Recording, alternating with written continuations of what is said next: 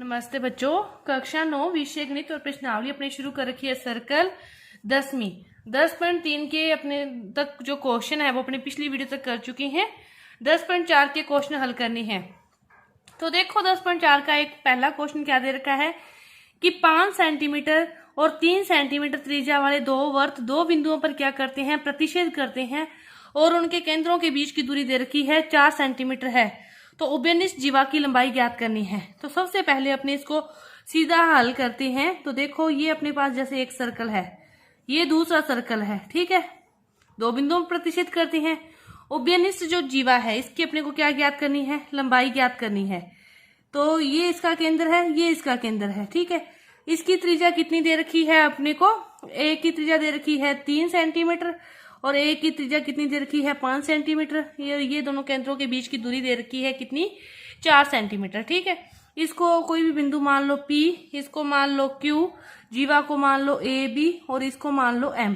अब देखो जो त्रिभुज है APM मान लो और दूसरा त्रिभुज ये वाला मान लो AMQ, ये त्रिभुज हो गया QAM चाहे AMQ। तो ये जीवा को वृत्त के केंद्र से जीवा पर ये दोनों कोण कितने कितने डिग्री, 90 डिग्री होंगे। तो ये त्रिभुज कैसा बन गया, समकोण त्रिभुज बन गया। और समकोण त्रिभुज में क्या होता है, पाइथागोरस प्रमेय लगती है। और पाइथागोरस प्रमेय क्या कहती है, त्रिभुज APM की बात करें तो PA का जो स्क्वायर होगा, PA का स्क्वायर होगा वो किसके बराबर होगा, PM square plus AM square plus AM square, PM square plus AM square, इन दोनों के स्क्वायर के बराबर होगा। इसी तरह QAM की बात करें तो QA का स्क्वायर होगा वो किसके बराबर होगा, QM plus AM, QM square plus AM square. अब दोनों में देखो कॉमन क्या है, AM जिसकी वैल्यू निकालनी है। तो इसमें भी आप क्या करो, AM की वैल्यू निकाल लो। AM स्क्वायर बराबर क्या हो जाएगा, PA square minus PM square. और इसमें भी AM का स्क्वायर निकालेंगे तो क्या हो जाएगा, QA square minus QM square. अब देखो ये भी वैल्यू इसकी है और ये भी वैल्यू इसकी है, दोनों क्या हो जाएगी, एक दूसरे की इक्वल हो जाएगी। तो PA square minus PM square equal to होगा QA स्क्वायर माइनस QM का स्क्वायर। अब देखो PA की वैल्यू कितनी है, 3 का स्क्वायर। PM कितनी होगी, PM कितनी होगी अपने को नहीं पता, अपने को दोनों केंद्रों के बीच की दूरी पता है कि x है। तो अपने टोटल दूरी कितनी है दोनों केंद्रों के बीच की, 4 है। तो अपने यदि इसको x माने, यदि अपने PM को x माने तो फिर QM क्या हो जाएगा, 4 माइनस x। तो अपने इसको x स्क्वायर मान लिया। QA कितना है, 5 का स्क्वायर और फिर QM क्या होगा, 4 माइनस x का होल स्क्वायर, 4 माइनस x का होल स्क्वायर, ठीक है। 3 का स्क्वायर कितना आ गया, 9 minus x square equal to 25। इसको खोलोगे तो कितना आएगा अपने पास, माइनस 16 माइनस का x स्क्वायर और प्लस के आ जाएंगे 8x, ठीक है। अब देखो ये भी माइनस का x स्क्वायर है, माइनस का x स्क्वायर है, कट गया। 25 इधर पड़े हैं, इसको इस साइड लेके आएंगे तो किस में आएंगे, माइनस में, और 16 इस साइड आएंगे किस में, प्लस में। तो 9 प्लस 16 माइनस के 25 इक्वल टू क्या है, 8x। 9 और 16 भी कितने होंगे, 25, 25 में से 25 गए तो 0, 8x 0। तो यानी कि x की वैल्यू क्या आ गई, 0 आ गई। x की वैल्यू 0 आ गई तो इसका मतलब क्या हुआ, अपने को x की वैल्यू अपने पास आ गई। अपने AM की वैल्यू निकालनी है तो किसी में भी रख दो मान, इसमें मान रख दो चाहे इसमें मान रख दो, अपने पास AM की वैल्यू आ जाएगी। तो देखो किसी में भी रख दो। तो अपने रखते हैं किसी में, जैसे AM स्क्वायर इक्वल है PA स्क्वायर माइनस PM, ठीक है। PA square minus PM square.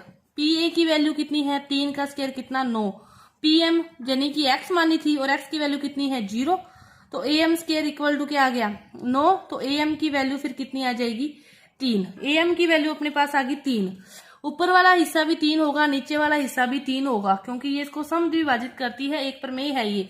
तो 3 प्लस 3 कितनी हो जाएगी, 6 सेंटीमीटर हो जाएगी। उभयनिष्ठ जीवा की लंबाई कितनी हो जाएगी, 6 सेंटीमीटर हो जाएगी। ये था अपना एक क्वेश्चन।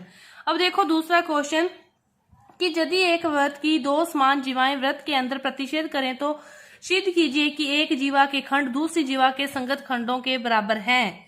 एक जीवा के खंड क्या है, दूसरी जीवा के संगत खंडों के बराबर हैं। तो सबसे पहले अपने जैसे इसने कहा है वो दो समान जीवाएं का है, तो दो समान जीवाएं बना लो, यहाँ पे अपने बना ली DC जीवा और इस साइड अपने बना ली AB जीवा। दोनों जीवाएं क्या है, समान है। ये क्या है, वृत्त का केंद्र है। वृत्त के केंद्र से इस पर भी अपने एक लंब खींचते हैं OM, इस पर भी एक लंब खींचते हैं N, और यहाँ पे एक बिंदु है इन दोनों का प्रतिच्छेद बिंदु पर, उसको मान लिया P। ठीक है, इस प्रकार। अब अपने को सिद्ध क्या करना है, क्या सिद्ध करना है कि जो AP है वो किसके बराबर है, कि दो समान खंडों में बराबर करता है। तो AP बराबर CP है और BP बराबर क्या है, DP है।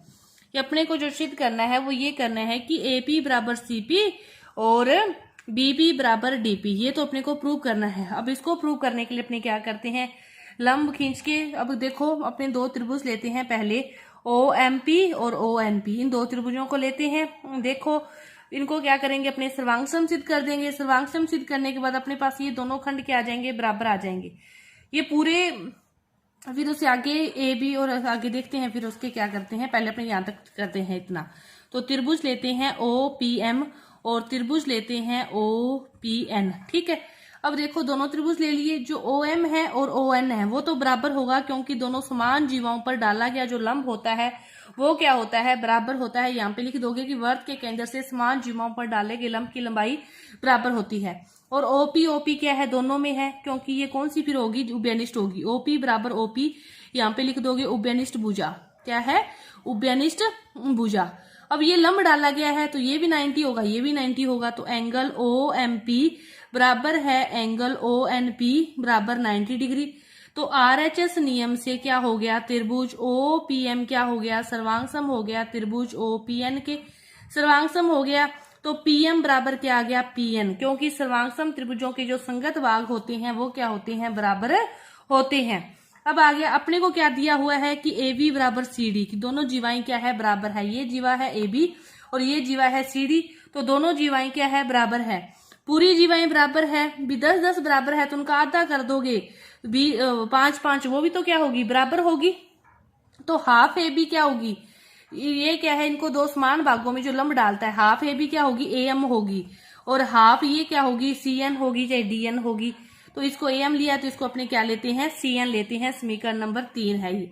अब क्या करो, equation 1 plus equation 3, equation 1 plus equation 3, एक क्या है, PM बराबर है PN, सॉरी इसके अंदर जोड़ना था, यहाँ पे AM आ जाना था, यहाँ पे क्या आ जाना था, CN। अब देखो PM में AM जोड़ा तो क्या बन गया, AP, इस साइड AP बन गई, तो CN में ये जोड़ा तो ये क्या बन गई, CP, तो ये बराबर आ गई। इसी प्रकार अपने क्या कह सकते हैं, दोनों को घटाने से, ये तो दोनों को जोड़ने से आया, तो इक्वेशन 1 में से 3 को घटा दोगे तो ये क्या है, एक क्या है AM, एक क्या है PM और ये क्या है AM। अब अपने पास क्या आ गई, AP में से, AB में से क्या करो, अब इसको घटा दो, AP, अब क्या करो, दोनों को क्या करो, AB और CD क्या है, बराबर है ना, तो AB और CD में से क्या करो, AP और इसको घटा दो। ये एक समीकरण ये ले लो, एक समीकरण ये ले लो, इसको 3 1 2 2 तक तो थी, इसको ले ली 3 और इसको ले ली 4। अब क्या करो, 3 में से 4 को घटा दो, तो क्या करोगे, AB में से AP जाएगा, AB में से AP जाएगा और CD में से CP जाएगा, तो पीछे क्या बच जाएगा अपने पास, BP और DP। यही हमें क्या करना था, प्रूव करना था, और अपना ये क्या हो गया, प्रूव्ड हो गया। ये था दूसरा क्वेश्चन। इसके बाद देखो जो तीसरा क्वेश्चन है और आगे के जो क्वेश्चन है वो अपने अगली वीडियो में करेंगे। धन्यवाद।